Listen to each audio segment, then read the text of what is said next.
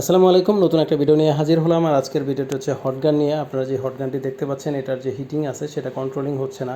এটা অন করার সাথে সাথেই 450-এ চলে যাচ্ছে অটোমেটিক্যালি, কারণ হচ্ছে এটার ভলিউমটা খারাপ।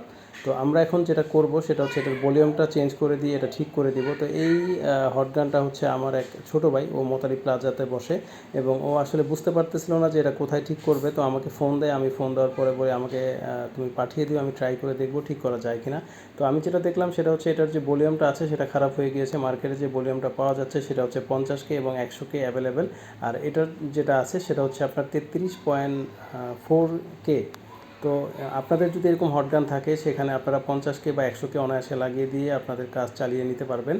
তো এই যেই ভলিউমটা আমি পাচ্ছিলাম সেটার একটু ডিফারেন্ট, আপনার মডিফিকেশান করে লাগাতে হবে। এটার যে ঠ্যাংগুলো আছে সেগুলো ছোট, তো ঠ্যাংগুলো ছোট হওয়ার ফলে আমি যেটা করি, ট্রান্সফরমার একটা চিকন তার নিয়ে আমি 3টা ঠ্যাং বানিয়ে দেই মডিফিকেশান করে। যে দেখতে পাচ্ছেন আপনারা, তার দিয়ে আমি 3টা ঠ্যাং বানিয়ে দিলাম এবং নিচে যে সাপোর্টিংটা এগুলোর 2টা ঠ্যাং ছিল, আর আমি যেটা লাগাচ্ছি এটার কোনো ঠ্যাং নাই। তো আমি বেশি করে লিড দিয়ে এটার যে ঠ্যাংয়ের মতো বানিয়ে দিলাম যাতে এটা নড়াচড়া না করে যখন আপনি কাজ করবেন।